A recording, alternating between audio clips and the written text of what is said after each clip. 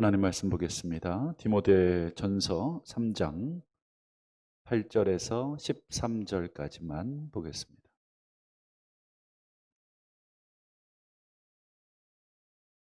신약성경 339페이지쯤 되겠습니다. 신약성경 339페이지 디모데 전서 3장 8절에서 13절까지 찾으신 줄로 알고 우리 한 절씩 교독합니다. 8절 이와 같이 집사들도 정중하고 일구이연을 하지 아니하고 술에 임박이지 아니하고 더러운 일을 탐하지 아니하고 깨끗한 양심의 믿음의 비밀을 가진 자라야 할지니 이에 이 사람들을 먼저 시험하여 보고 그 후에 책망할 것이 없으면 집사의 직분을 맡게 할 것이요 여자들도 이와 같이 정숙하고 모함하지 아니하며 절제하며 모든 일에 충성된 자라야 할지니라.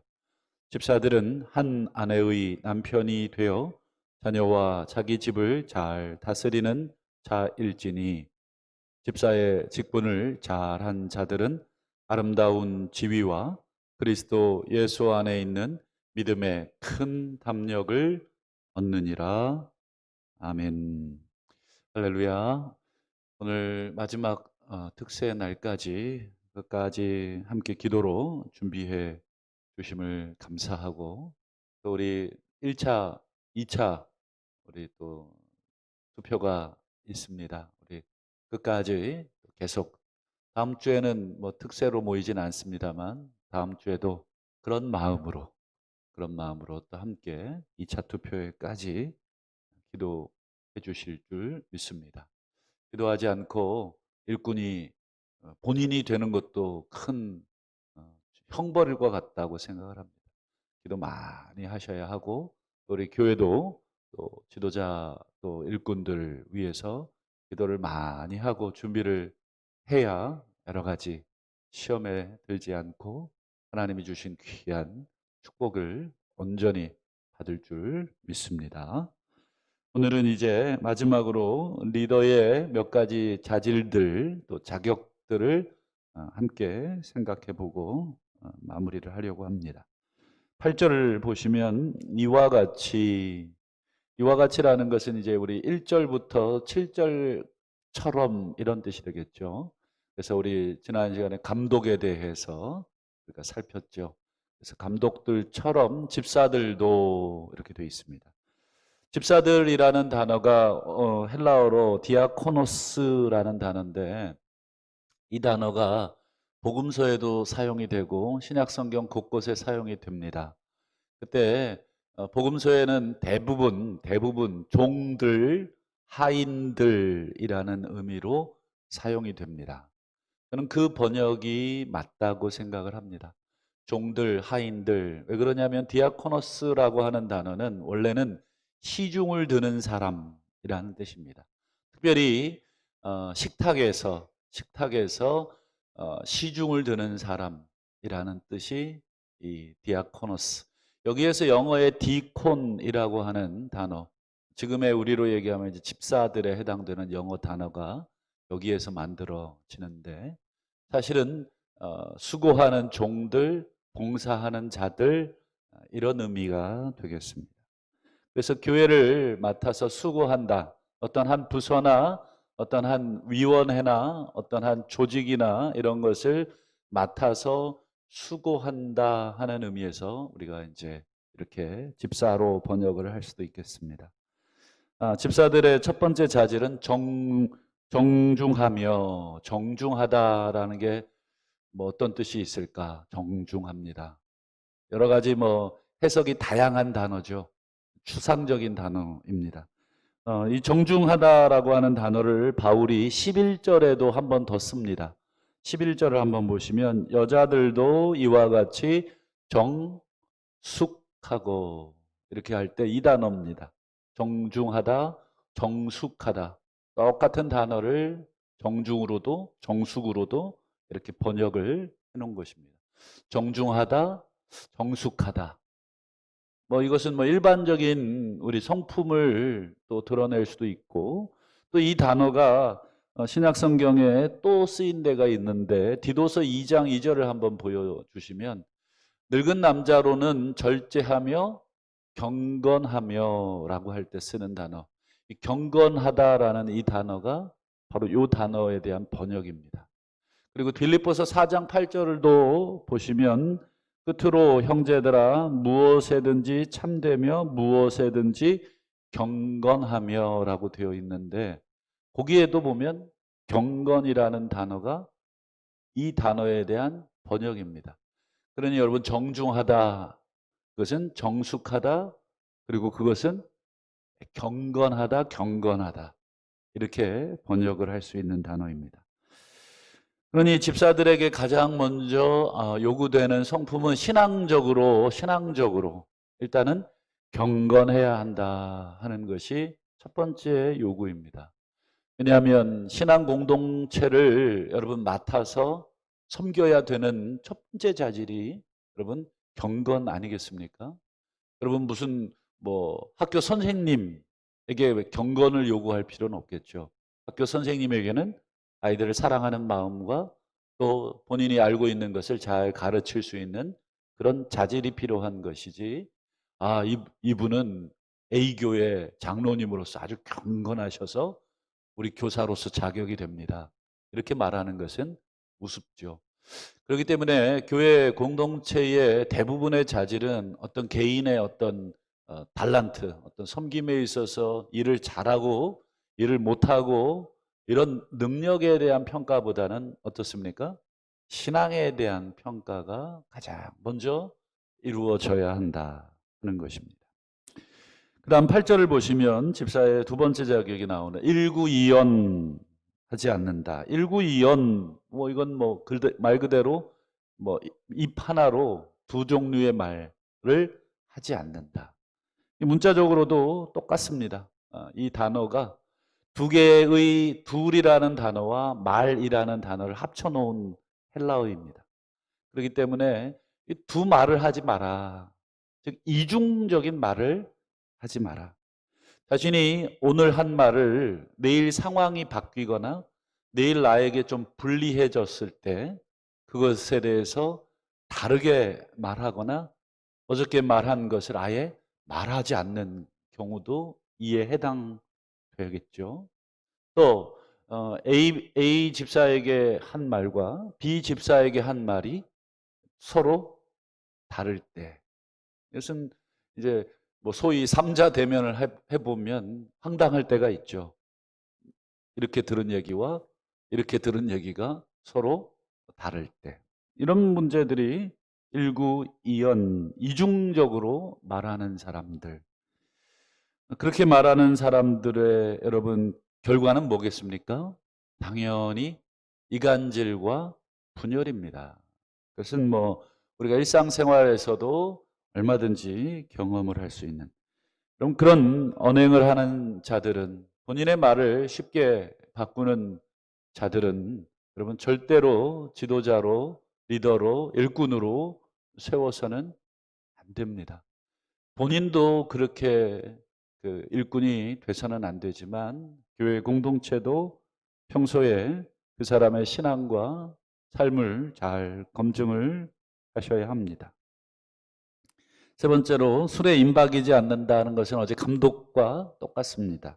그리고 더러운 일을 탐하지 않는다 하는 것도 어제 감독 기준과 비슷합니다. 그래서 감독이나 집사나 아마도 이 재정과 관련된 일들을 아무래도 맡게 되겠죠. 특별히 재정을 담당하는 우리 일꾼들은 주의를 많이 하라는 의미일 것입니다. 재정을 담당하다 보면 여러 가지 유혹이 많이 있습니다. 그저께도 잠시 간증했지만 오랫동안 정말 충성스럽게 일했던 재정 집사님이 큰 공금을 횡령하는 사건들, 이런 것들이 비일비재하게 벌어지는 것은 인간이 그 상황에 따라서 약해질 수 있기 때문에 그렇습니다. 그래서 재정을 맡은 집사님들은 이를 악물고 개인의 살림살이가 어려워져서 그 재정부의 자리가 유혹이 되거든 스스로 사퇴를 하셔야 합니다. 사람이 연약해 내가 재정적으로 힘들 때 돈을 보게 되거나 만지게 되면 그런 유혹들을 누구든지 받게 되겠죠. 그것을 내가 스스로 절제하거나 이길 힘이 없다라고 판단이 되면 용기 있게 그 자리를 떠나는 것이 좋습니다. 마치 구약시대 여러분 요셉과 같겠죠. 요셉도 보디발 장군의 아내의 유혹을 받을 때 그 자리를 떠남으로 인해서 그 유혹을 피하게 되죠. 항상 사람은 그 자리를 떠나게 되어 새로운 환경에 처하게 되면 과거에 가졌던 유혹들을 어느 정도 이겨낼 수가 있습니다. 그런 면에서 재정을 담당하는 사람들이 위에서 많이 기도해 주셔야 합니다. 그런 면에서 우리 재정에 대한 부분도 사도 바울이 여러 번 언급하고 있음을 보고요. 구절을 보시면 깨끗한 양심에 믿음의 비밀을 가진 자, 두 가지를 얘기합니다. 양심과 믿음. 여러분 어떻게 보면 이 양심과 믿음은 모든 사역과 섬김의 기초입니다. 사도 바울도 복음을 전함에 있어서 뭐라고 이야기하며 전했냐면 내가 범사의 양심에 따라 하나님을 섬겼다. 즉 믿음을 가지고 하나님을 섬기는데 양심으로 섬겼답니다. 믿음으로 섬긴 게 아니라. 여러분 이것은 우리에게 시사해 주시는 바가 많이 있습니다. 저는 개인적으로 믿음도 양심도 없어도 교회에 여러 직책을 맡을 수 있다고 생각을 합니다. 실제로 그렇게 맡은 분들도 많이 있습니다. 여러분, 그것은 믿음도 없고 양심도 없는 사람이 어떤 직책을 맡거나 일을 맡으면 결국 자기 스스로를 해하게 되는 자기의 신앙 그리고 자기의 삶을 무너뜨리게 되는 위험한 독소를 몸에 안고 사는 것과 같습니다. 왜냐하면 그것을 감당할 양심도 없고 그것을 감당할 믿음도 없는데 그 자리에 올랐기 때문에 그렇습니다. 그것은 본인을 죽일 뿐더러 본인이 속해 있는 그 조직도 죽일 수 있는 가능성이 아주 높습니다. 그래서 여러분 스스로 믿음만 점검하지 마시고 양심도 점검하셔야 합니다. 내 양심은 어떤가?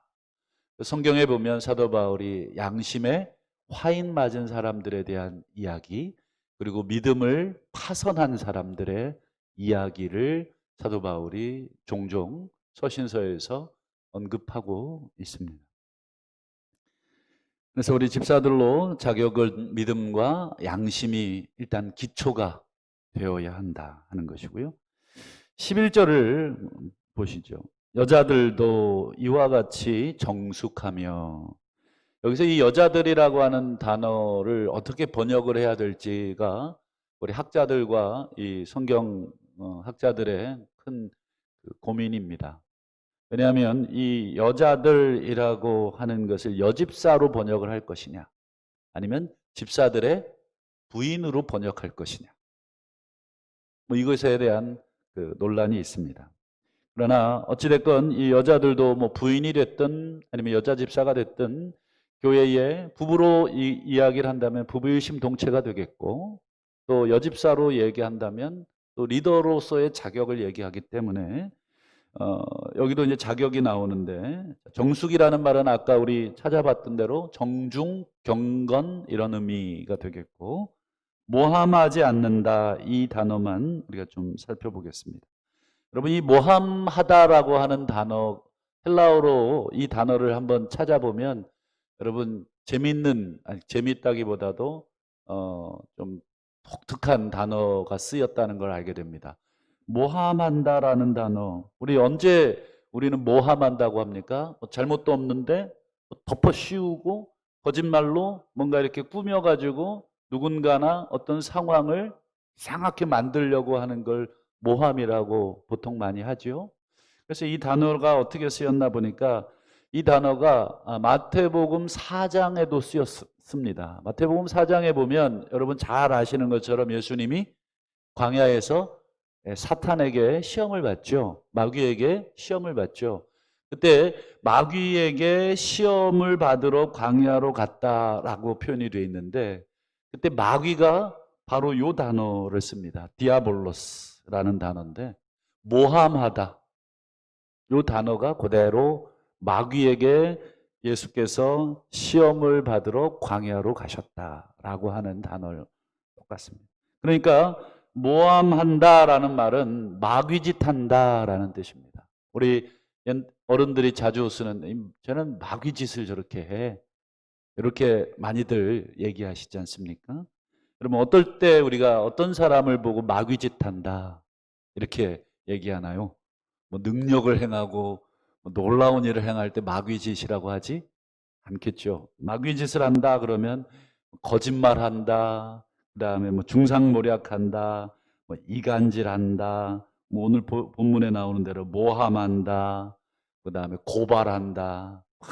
어쨌든 그 조직이나 그 가정이나 어떤 그 사회를 자꾸 분열시키고 그다음에 깨고 하는 모든 행동들을 총칭하여 마귀짓이라고 하는데 오늘 그 단어를 이렇게 사도 바울이 사용하고 있다는 점이 아주 특이합니다. 그래서 여자들은 모함하지 마라, 마귀짓 하지 마라. 그래서 사도 바울이 다른 서신에 보면 이 집 저 집 다니며 쓸데없는 이야기들을 하는 사람들을 아주 엄히 경고하는 내용이 나오죠. 그래서 문제를 만들고 일을 만들고 자꾸 소리를 만들어 공동체에 또는 그 가정에 또는 그 사람의 흠집을 내거나 그 공동체를 무너뜨리는 짓을 못하도록 사도 바울이 하고 있습니다. 그리고 12절을 보겠습니다. 집사들은 한 아내의 남편 똑같죠. 감독의 기준과 똑같고 자녀들과 자기 집을 잘 다스린다는 면에서 감독에게 요구되는 그 역할과 똑같습니다. 이상 우리 집사와 관련된 또는 여집사와 관련된 어쨌든 리더, 섬기는 자, 봉사자와 관련된 몇 가지를 점검을 했습니다. 우리 1절부터 이제 13절, 12절까지 길게 사도 바울이 어떻게 보면 이 체크리스트죠. 점검표를 가지고 이렇게 체크해 가면서 이렇게 점검해라. 어떻게 보면 여러분 까다롭습니까? 너무합니까? 뭐 이렇게까지 뭐 어렵게 해야 되나? 이 정도 생각이 드십니까? 이것은 까다로운 게 아니라 가장 기초를 얘기한 것입니다. 이 정도는 돼야 된다. 그 이상으로 탁월해야 되겠지만 최소한도로 맨 앞에 우리 책망받을 것이 없을 정도의 기준만 제시했다라고 하는 의미입니다. 여러분 무슨 일을 시작하든지 간에 점검을 하고 시작을 하시죠. 뭐 자동차 운행을 가까운 데야 뭐 우리가 그냥 습관적으로 가지만 장거리를 가시려고 할 경우 여러분 타이어도 한번 보시나요? 그리고 뭐 엔진 오일도 체크하고 여러 가지 이제 차량에 대한 기능들도 점검하고 가시는 분들이 많이 있죠. 특별히 고속주행을 할 경우 타이어에 문제가 있을 때 여러분 큰 대형 사고로 이어지니 타이어를 꼭 점검하시지 않습니까? 여러분 이게 잠깐 여행을 가는 그 과정에서도 우리가 이용해야 될 교통수단을 점검하죠. 그런 면에서 여러분 우리 교회 일꾼을 한번 세우면 우리 길게는 수십 년 또는 수년을 그분들과 함께 가야 하는 귀한 일이기에 사도 바울은 신중을 기해서 점검표를 세우고 있는 것이고 우리 10절을 보시면 이에 이 사람들을 먼저 시험하여 보고 그 후에 책망할 것이 없으면 집사의 직분을 맡겨라 라고 말씀하고 있습니다. 먼저 시험을 거치지 않고, 먼저 이 점검표를 거치지 않고 사람을 세우게 되면 더 큰 문제를 야기할 수 있습니다. 출발 전에 점검을 하지 않으면 고속도로 위에서 문제가 터지면 훨씬 더 많은 비용과 에너지와 여러 가지를 들여서 그 일을 처리해야 합니다. 특별히 여러분, 사람 하나 잘못 세우면 그 후속 처리하는 문제는 훨씬 더 힘이 들다는 것은 자명한 사실일 것입니다. 마지막으로 사도 바울은 이 직분을 잘 감당할 사람들이 받을 상급에 대해 격려하며 마무리합니다. 13절을 보시면 집사의 직분, 종의 직분, 섬김의 직분을 잘 감당한 자들은 첫 번째, 아름다운 지위. 이 아름다운 지위라는 단어가 어떤 의미일까? 교회 내에 지위가 있어서 한 단계 승진하는가? 그런 게 아니겠죠. 여기서의 아름다운 지위는 영적인 지위를 말하는 것이겠죠. 하나님 앞에서 그 영적인 어떤 계단이 하나 더 올라가는, 하나님과 더 가까워지는, 회장님실과 더 가까워지는 그런 자리로 올라간다라는 표현일 것 같고, 그리스도 예수 안에 있는 믿음의 큰 담력을 얻게 된다. 믿음의 여러분 담력이라고 하는 말이라는 표현이 뭐겠습니까? 네, 믿음이 점점 커진다. 믿음이 점점 확신해진다. 여러분, 신앙이 언제 성장하는가를 가만 되돌아보면 두 가지가 함께 맞아야 합니다. 첫 번째는 잘 배워야 하고, 두 번째는 배운 대로 몸을 움직일 때 여러분 신앙이 성장을 합니다. 우리 몸의 원리와 똑같습니다. 먹은 만큼 어떻게 하셔야 하냐면 밖으로 움직이셔야 몸에 균형이 잡히듯이, 그냥 먹기만 계속 먹고 움직이지 않으면 이게 비만이 걸리게 될 것이고, 반대로 먹지 않고 움직이기만 하면 조만간 쓰러지게 될 것입니다.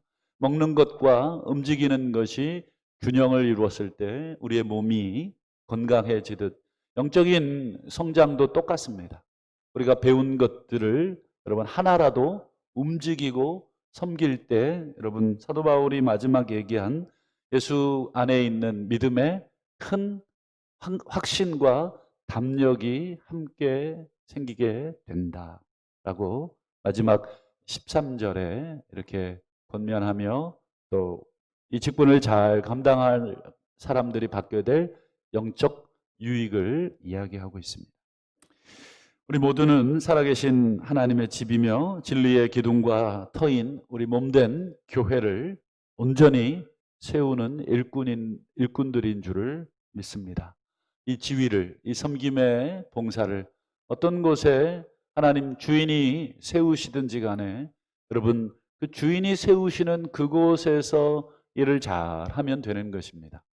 남이 하는 저 일을 내가 탐낼 필요도 없습니다. 그것은 주인의 소관입니다.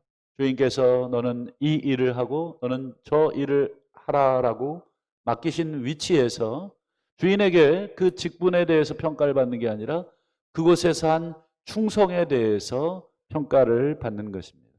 5달란트, 그 다음에 여러분 2달란트, 1달란트, 그것이 그 원리입니다. 여러분, 주인께서 맡겨주신 그 분량과 그 위치 안에 잘 감당하심으로 믿음의 큰 담력을 얻으시고, 그리고 아름다운 지위를 얻으시고, 그리고 우리 몸된 교회는 더욱더 든든히 세워져 갈 수 있기를 주의 이름으로 축원합니다.